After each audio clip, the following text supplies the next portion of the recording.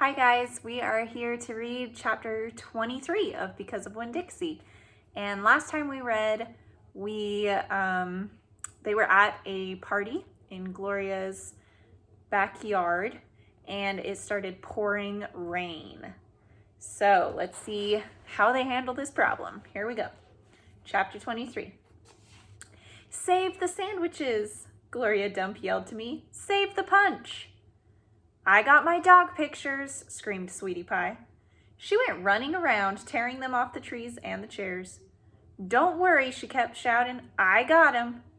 I grabbed the platter of egg salad sandwiches, and the preacher grabbed the punch, and we ran into the kitchen with them. And when I ran back outside, I saw that Amanda had hold of Miss Franny Block and was helping her into the house. Miss Franny was so teetery in her high heels that the rain would have just knocked her over if Amanda hadn't held on to her. I grabbed Gloria Dump's arm.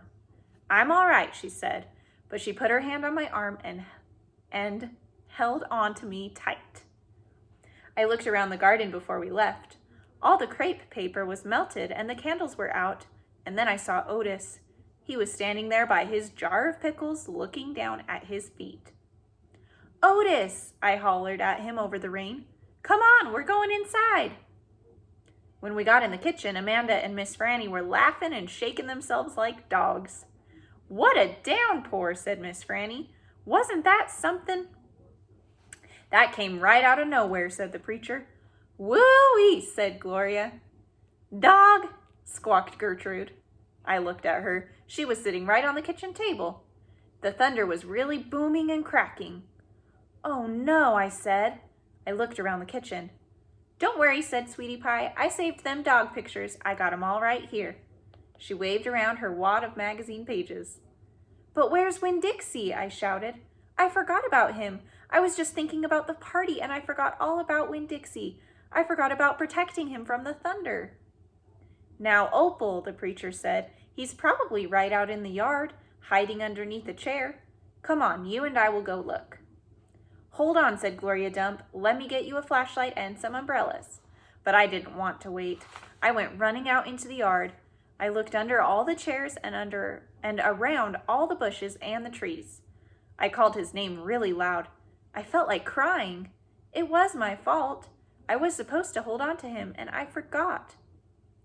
Opal, I heard the preacher call. I looked up. He was standing on the porch with Gloria.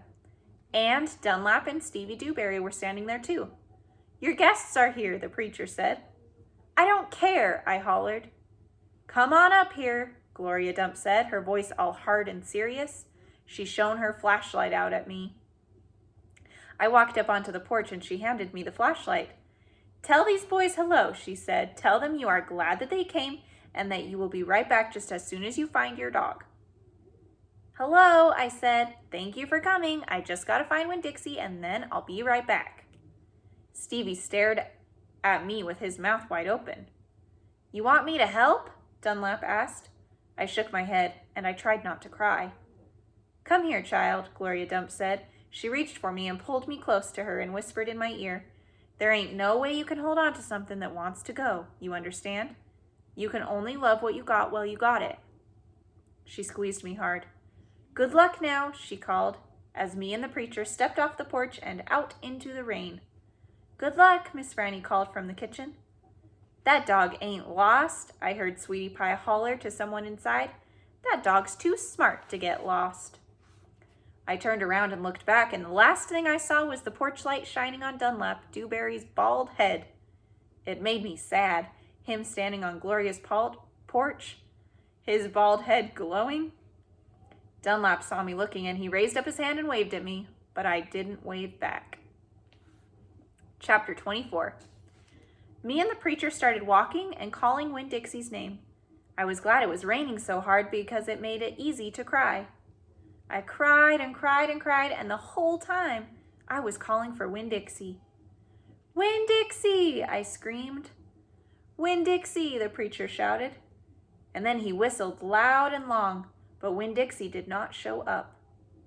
We walked all through downtown. We walked past the Dewberry's house and the Herman W. Block Memorial Library and Sweetie Pie's yellow house and Gertrude's pets. We walked out to the Friendly Corners trailer park and looked underneath our trailer. We walked all the way out to the Open Arms Baptist Church of Naomi. We walked past the railroad tracks and right on down Highway 50. Cars were rushing past us and their taillights glowed red like mean eyes staring at us. Daddy, I said, Daddy, what if he got run over? Opal, the preacher said, we can't worry about what might have happened. All we can do is keep looking. We walked, and in my head I started on a list of 10 things that I knew about Winn-Dixie. Things that I could write on big old posters and put up all around the neighborhood. Things that would help people look for him. Number 1 was that he had a pathological fear of thunderstorms. Number 2 was that he liked to smile using all his teeth. Number 3 was he could run really fast. Number 4 was that he snored. Number 5 was that he could catch mice without squishing them to death. Number 6 was that he liked to meet people. Number 7 was he liked to eat peanut butter. Number 8 was he couldn't stand to be left alone. Number 9 was he liked to sit on couches and sleep in beds. Number 10 was he didn't mind going to church. I kept on going over and over the list in my head. I memorized it the same way that I memorized the list of 10 things about my mama. I memorized it so if I didn't find him, I would have some part of him to hold on to. But at the same time, I thought of something I had never thought of before, and that was that a list of things couldn't even begin to show somebody the real Winn-Dixie. Just like a list of 10 things couldn't ever get me to know my mama. And thinking about that made me want to cry even more. Me and the preacher looked for a long time, and finally he said, we had to quit. But Daddy, I said, Winn-Dixie's out there somewhere. We can't leave him. Opal, the preacher said, we have looked and looked, and there's only so much looking we can do. I can't believe you're going to give up, I told him. India, Opal, the preacher said, rubbing his nose, don't argue with me. I stood and stared at him. The rain had let up some. It was mostly a drizzle now. It's time to head back, the preacher said. No, I told him. You go ahead and go, but I'm going to keep looking. Opal, the preacher said in a really soft voice, it's time to give up. You always give up, I shouted. You're always pulling your head inside of that stupid old turtle shell. I bet you didn't even go out looking for Mom when she left. I bet you just let her run off too. Oh, baby, the preacher said. I couldn't stop her. I tried. Don't you think I wanted her to stay too? Don't you think I miss her every day? He spread his arms out wide and then dropped them to his sides. I tried, he said. I tried. Then he did something that I could not believe. He started to cry. The preacher was crying. His shoulders were moving up and down and he was making snuffly noises.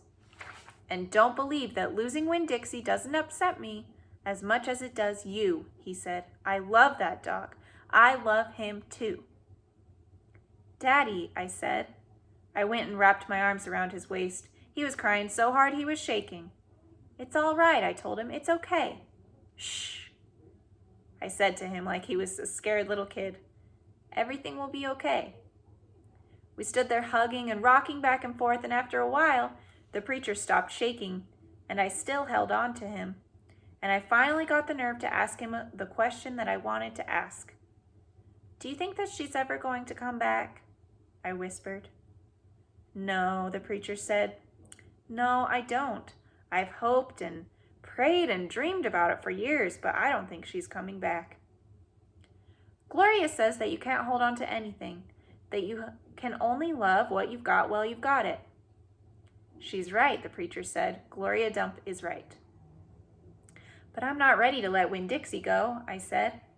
I had forgotten about him for a minute, what with thinking about my mama. We'll keep looking, said the preacher. The two of us will keep looking for him. But do you know what?